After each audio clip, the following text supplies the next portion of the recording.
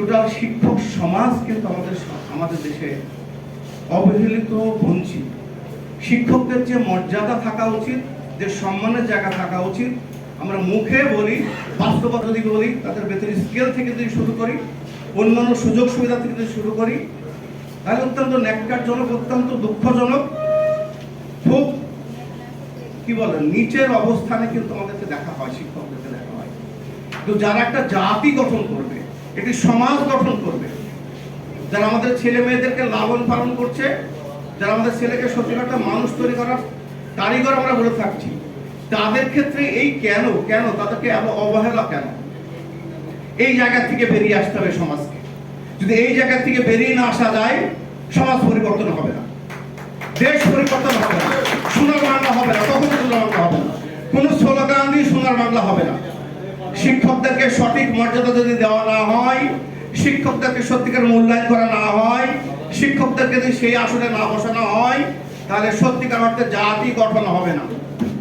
কোনো স্লোগান দিয়ে জাতি গঠন হবে না, শিক্ষকদেরকে মূল্যায়ন করতে হবে।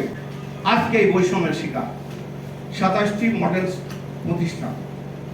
বিগত ফ্যাসিস্ট সরকারের সময়, মাফিয়া সরকারের সময় অনেক বৈষম্য হয়েছে।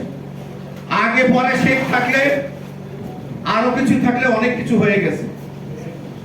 আমি অনেকগুলো প্রতিষ্ঠান জানি, এই তালিকা আমি দেখেছি গতদিন। আমার জেলার একটি প্রতিষ্ঠান আছে, যে প্রতিষ্ঠানটা অনেক সমৃদ্ধ প্রতিষ্ঠান। আর অনেকগুলো প্রতিষ্ঠান আমি দেখেছি যে প্রতিষ্ঠান সমৃদ্ধ প্রতিষ্ঠান। কেন হয় সেখানকার সাথে? তাহলে কি জামাত শিবিরের সাথে কেউ জড়িত ছিল? বিএনপির কেউ ছিল? হয়তো বা এমন কোন অজুহাত দেখিয়ে বঞ্চিত করা হয়েছে, তাই তো? আগে বলা হয়তো সে ছিল না, হয়তো বা বিএনপি জামাতের কেউ ছিল, ইত্যাদি ইত্যাদি ট্যাগ লাগিয়ে বঞ্চিত করা হয়েছে। তা আজকে সরকারের কাছে আমাদের আবেদন, এটার মূল্যায়ন করতে হবে, এটার মূল্যায়ন করতে হবে। এই মূল্যায়নের জন্য কিন্তু জুলাই রাষ্ট্র বিপ্লব হয়েছে। এই মূল্যায়ন যদি না হয়, তাহলে জুলাই আগস্টের বিপ্লব স্পিড ধূলিসাৎ হয়ে যাবে। কেন রক্ত দিল জুলাই আগস্ট বিপ্লবে তাজা তরুণ ছেলেরা?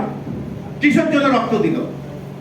এই যে ইনসাফ না হয়, এই বৈষম্য দূর যদি না হয়, যে বৈষম্যগুলো বিগত দিন হয়েছে, আমি জানি হাঁচি দেওয়ার পর আলহামদুলিল্লাহ বলেছে, এর জন্য চাকরিচ্যুত হয়ে গেছে।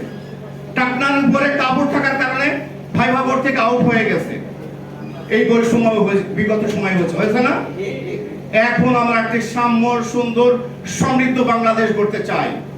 অর্থাৎ বর্তমান সরকারের কাছে আমাদের জোর দাবি, জোর আবেদন, শিক্ষকরা আজকে নিয়মতান্ত্রিক, নিয়ম মাফিক আন্দোলন করতেছে, রাস্তায় যায়নি, ভাঙচুর করেনি, ইত্যাদি ইত্যাদি করেনি। আমি যেটা ধারাবাহিকভাবে শুনে আসলাম, উপজেলা পর্যায় থেকে একদম শিক্ষা মন্ত্রণালয় পর্যন্ত কাগজে কলমে যেভাবে যাওয়া দরকার, এরপরে সংবাদ সম্মেলন। অতএব আপনাদের কর্ণকোহরে এই জিনিসটা যাওয়া উচিত। নিয়মতান্ত্রিক ভাবে যে আবেদনগুলো করেছেন শিক্ষকরা, তাদের সেই ন্যায্য দাবিটা মেনে নেওয়া উচিত। আমরা আজকে সকলের পক্ষ থেকে, এই দেশবাসীর পক্ষ থেকে সরকারের দৃষ্টি আকর্ষণ করব যে আসুন আমরা শিক্ষকদের ন্যায্য দাবির সাথে একমত পোষণ করি এবং দাবিগুলো পূরণ করার চেষ্টা করি এবং দাবিগুলো পূরণ করে নিয়ে এই দেশ গড়ার দরকার